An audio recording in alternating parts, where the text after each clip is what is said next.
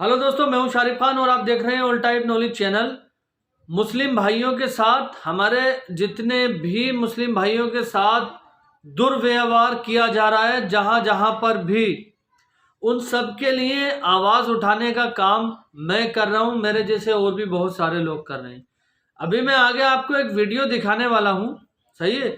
उस वीडियो को देखने के बाद बात करेंगे, लेकिन उससे पहले मैं आपको ये बता दूं, पहले मैं अपने चैनल पर दूसरी टाइप की वीडियो डालता था, कंटेंट डालता था, हज़ारों में व्यूज़ आते थे, 50-60 हज़ार व्यूज़ आते थे, ठीक है। उसके बाद मैंने टॉपिक चेंज किया। किस लिए किया? गोदी मीडिया या दूसरे लोग जिन मुद्दों को नहीं दिखाते हैं, उन मुद्दों को दिखाने के लिए मैंने इस चैनल को, इसका कंटेंट चेंज किया।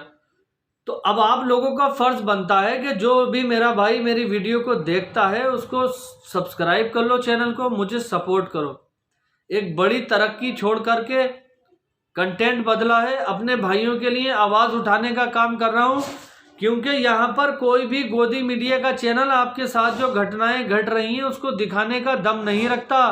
अगर हम लोग जैसे यूट्यूबर भी नहीं दिखाएंगे तो किसी को कुछ पता ही नहीं चलेगा कि हिंदुस्तान के अंदर आखिर हो क्या रहा है। तो मेरी आपसे बस यही रिक्वेस्ट है कि चैनल को सब्सक्राइब कर लो, बेल आइकन पर ऑल का बटन सेलेक्ट कर लो। अगर सपोर्ट नहीं करोगे तो मेरी आवाज़ उठ नहीं पाएगी, लोगों तक पहुंच नहीं पाएगी, कुछ नहीं हो पाएगा अगर आप लोग सपोर्ट नहीं करोगे। तो भाई लोगों, प्लीज़ मुझे सपोर्ट करो। मैं रिक्वेस्ट कर रहा हूँ आप लोगों से, इल्तिजा कर रहा हूँ, क्योंकि आप मेरे भाई हो। मेरा हक बनता है आपसे सपोर्ट मांगने का और आपका हक बनता है मुझे सपोर्ट करने का, ठीक है। तो इंशाअल्लाह ताला आवाज़ उठाते रहेंगे अपनी बुलंद करके। सरकार के खिलाफ हो, चाहे मीडिया के खिलाफ हो, किसी के खिलाफ हो, जो गलत करेगा उस गलत बात की आवाज़ हम उठाएंगे, लोगों को बताएंगे इंशाअल्लाह। चलिए अब शुरू करते हैं वीडियो। कुछ इन्फॉर्मेटिव वीडियो आपके लिए लेकर के आया हूँ, उसको देखते हैं। मेरे नौजवानों, रिकॉर्ड करना, इसको व्हाट्सएप पे डालोगे ना, फसाद बुक पे डालोगे। फेसबुक नहीं है, फसाद बुक है। ट्विटर पे डालोगे, इंस्टाग्राम पे, सब पे डालना ये बात। ओवैसी के सवालात याद रखो। भारत का संविधान आपको इस बात की इजाजत देता है कि आप अपने मजहब पर चलें। आपको मजहबी आजादी दे दी गई है, आप अपने मस्जिदों को आबाद रखें। भारत के संविधान में आपकी जिंदगी, हर भारत के शहरी की जिंदगी एक बुनियादी हक है, फंडामेंटल राइट है। डरने और घबराने की जरूरत नहीं है। और एक बात मेरी याद रखो कि जो जुल्म करता है ना, वो जालिम खत्म हो जाता है। फिरौन था ना, फिरौन मालूम कौन था आपको? फिरौन एक बादशाह था, जुल्म करता था और अपने आप को खुदा कहता था। तो अल्लाह ने हजरत मूसा को उसकी तरफ भेजा और उसके दरबार में, फिरौन के दरबार में गरीब लड़की थी, बहुत गरीब थी, झोपड़ी में रहती थी। उसका काम यह था कि फिरौन के बेटी के बालों को कंघी किया जाए। और एक दिन जब वो फिरौन के महल में बादशाह की बेटी के बालों में कंघी कर रही थी तो कंघी नीचे गिर गई। उसने झुककर उठाया और कहा कि मेरा रब वो है जो मूसा और हारून का रब है, कि रब मूसा और हारून, मेरा रब वो है जो अल्लाह है, उसने कहा। तो बादशाह की बेटी ने कहा कि तू मेरे बाप को खुदा नहीं मानती? तो उसने कहा नहीं, मैं उसको खुदा मानती हूं जो तेरे बाप का और तेरा और मेरा वो अल्लाह है, मैं उसको अपना रब मानती हूं। उसने जाकर अपने बाप से कहा कि एक कनीज है काम करने वाली जो मेरे बालों में कंघा करती, वो तुझको खुदा नहीं मानती। फिरौन ने उसको अपने दरबार में बुलाया।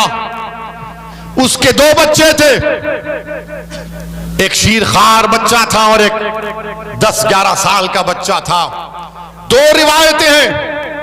एक रिवायत में आया कि फिरौन ने कहा कि क्या तू मुझे खुदा नहीं मानती? तो उसने कहा नहीं, मैं उसको मानती हूं जो तेरा भी रब है और मेरा भी रब है, वो अल्लाह है। उसने कहा देख, मैं एक बड़ा तांबे का बर्तन लाया, उसमें तेल डाला और उसको खूब जलाया और कहा कि अगर नहीं मानेगी मुझे खुदा तो तेरे बेटे को उसमें डाल दूंगा, तेरे 10 साल के बेटे को। उसने कहा कि मैं तब भी तुझे अपना रब नहीं मानूंगी, मेरा रब वो है जो तुझे और मुझे और सारी कायनात को बनाया, अल्लाह। उस जालिम फिरौन ने उस बच्चे को उसकी मां के हाथ से छीन कर तेल में डाल दिया। वो बच्चा फौत हो गया। फिर पूछा बोल अब क्या बोलेगी? तो उसने जब देखा कि बच्चे की हड्डियां सामने आ गई, उसकी आंख से आंसू निकलना शुरू हो गए, तो बादशाह फिरौन ने कहा अब तू डर गई, अब मान ले मुझे खुदा, तेरे आंख में आंसू आ गए। तो उस लड़की ने कहा कि मेरे आंख में आंसू मेरे बच्चे की मौत की वजह से नहीं या तेरी खौफ की वजह से नहीं, मेरे आंख में आंसू सिर्फ इसलिए आए कि अल्लाह मुझे एक ही जान दिया अपने दीन पर कुर्बान करने के लिए। फिरौन ताज्जुब किया और फिर कहा कि तेरे शीर खार बच्चे को ले लूंगा। उसके सीने से छीन लिया गया। तो जब बच्चे को, जो 6-7 महीने का बच्चा था, जब उसको तेल में डाला जा रहा था तो अल्लाह ने उस बच्चे को ताकत दी बोलने की। उसने कहा मां तू कह दे कि तेरा मेरा सबका रब अल्लाह है, तू इस तेल की तरफ मत देख, कह दे कि मेरा रब अल्लाह है। उस बच्चे को डाल दिया गया। तो याद रखो अल्लाह रब्बुल कायनात है, अल्लाह रज़्ज़ाक़ है, अल्लाह गफ्फार है, अल्लाह रहमान है, अल्लाह रहीम है, अल्लाह करीम है। और अल्लाह के दरबार में कभी भी जालिमों से अल्लाह इंसाफ करता है और जुल्म का खातिमा होगा इंशाअल्लाह ताला। और याद रखो वो सहाबी रसूल का वाक़या याद आ रहा है, जब रोमियों से जंग हुई, हजरत अब्दुल्लाह हुदैफा शामी थे जिनको रोम के बादशाह ने गिरफ्तार कर लिया और उनसे कहा कि तुम इस्लाम को छोड़ दो। उन्होंने कहा नहीं छोड़ूंगा। उसने कहा मेरी बेटी से शादी कर ले। उन्होंने कहा मेरा शादी करने का इरादा नहीं है। उसने जेल में डाल दिया। एक बदकिरदार किस्म की एक महिला को उसके पीछे लगा दिया। वो जेल में भागते थे, उससे कहते थे कि मुझे हाथ मत लगा, तू गैर महरम है। फिर बादशाह ने बुलाया उनको और कहा कि चलो मैं तुमको एक और ऑफर देता हूं, तुम मेरी अंगूठी को चूम लो। उस अंगूठी पर कुछ और निशान था। उन्होंने कहा यह भी नहीं कर सकता। ये होठ जो अशहदु अल्ला इलाहा इल्लल्लाह व अशहदु अन्ना मुहम्मद रसूलुल्लाह कहते हैं, जो मोहम्मद मुस्तफा सल्लल्लाहु अलैहि वसल्लम की गुलामी में सलातो सलाम पढ़ते हैं, इन होठों को मैं वहां नहीं चूम सकता। बादशाह ने कहा मेरे माथे को चूम ले, मैं 100 सहाबियों को आजाद कर दूंगा। उन्होंने कहा नहीं करूंगा। फिर कहा कि 300 रिहा करूंगा। तो उन्होंने कहा तुम पूरों को रिहा करो, तेरे माथे को चूमूंगा।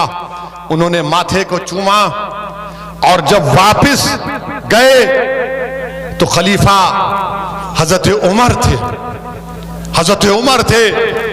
हजरत उमर ने आगे बढ़कर हजरत अब्दुल्लाह हुदैफा की पेशानी को चूमा। और ये वो जो फिरौन के दरबार का वाकया है, जब शबे मेराज में अल्लाह के रसूल सल्लल्लाहु अलैहि वसल्लम सफरे मेराज पर जा रहे थे तो एक पहाड़ी में आका दो आलम सल्लल्लाहु अलैहि वसल्लम को अच्छी खुशबू आई। तो जिब्राइल से पूछा ये कौन है? तो कहा ये वो लड़की है जिसने फिरौन के दरबार में अपनी औलाद को कुर्बान कर दिया और कहा कि तू मेरा खुदा नहीं है, अल्लाह मेरा रब है। मेरे अजीज दोस्तों और बुजुर्गों, हिम्मत और हौसले को बरकरार रखो। इन जलसों को मुनक्कद करने का या आपके दरमियान में आने का अहम पैगाम यह है कि डरने और घबराने की जरूरत नहीं है। अल्लाह हमारे लिए काफी है। हस्बुनल्लाहु नेमल वकील, हस्बुनल्लाहु नेमल वकील, वो नेमल मौला व नेमल नसीर। मेरे अजीज दोस्तों, डरने की जरूरत नहीं है। ये बीजेपी आरएसएस है, ये बेचारे हिस्ट्री नहीं मालूम, इनको हिस्ट्री नहीं आती। अभी कल आरएसएस के मोहन भागवत ने, मोहन ने कहा, क्या कहा कि इस्लाम भारत में इन्वेडर से आया।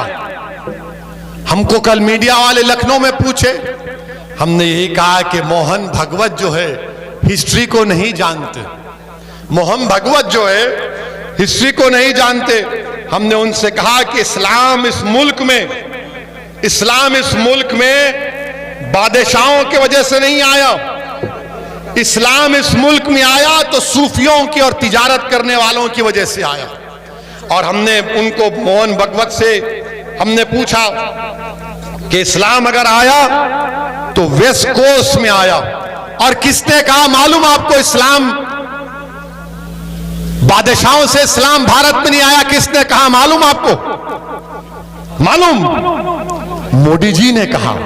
हाँ, अब आप जाकर देखिए, मोदी जी ने अप्रैल 3, 2016 को 7:13 को एक ट्वीट किया और कहा कि केरल के त्रिशूर डिस्ट्रिक्ट में चेरामन जुम्मा मस्जिद को अरब के तिजारत करने वालों ने, बादशाहों ने नहीं, तिजारत करने वालों ने 629 ईस्वी में मस्जिद को बनाया और कहा कि भारत की पहली मस्जिद है। मोदी जी, आप झूठ बोल रहे हैं या मोहन भागवत झूठ बोल रहे हैं?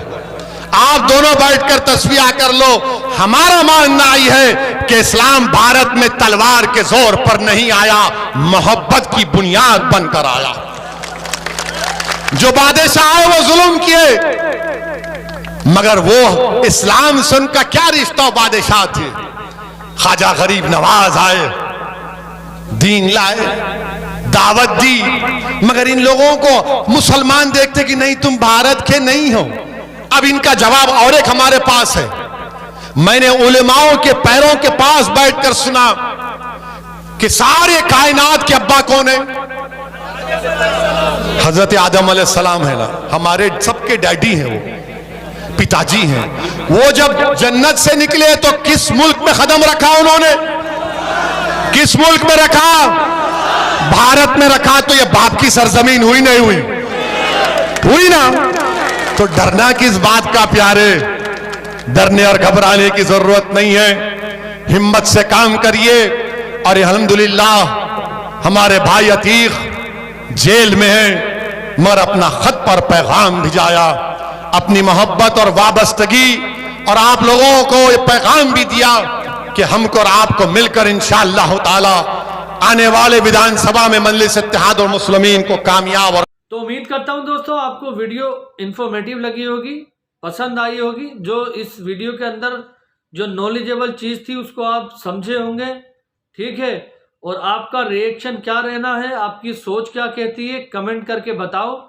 फिर से वही बात निकल के आती है कि मुझे सपोर्ट करो, मैंने चैनल को सपोर्ट करो, ताकि आज जो मैं कर रहा हूँ उससे ज़्यादा अच्छा करूँ, कल को और बेहतर तरीके से जा कर के रिपोर्टिंग करूँ, बाहर जाऊँ, ठीक है, रिपोर्टिंग करूँ और जो ओरिजिनल चीज़ है वो आप लोगों के सामने ला करके रखूँ।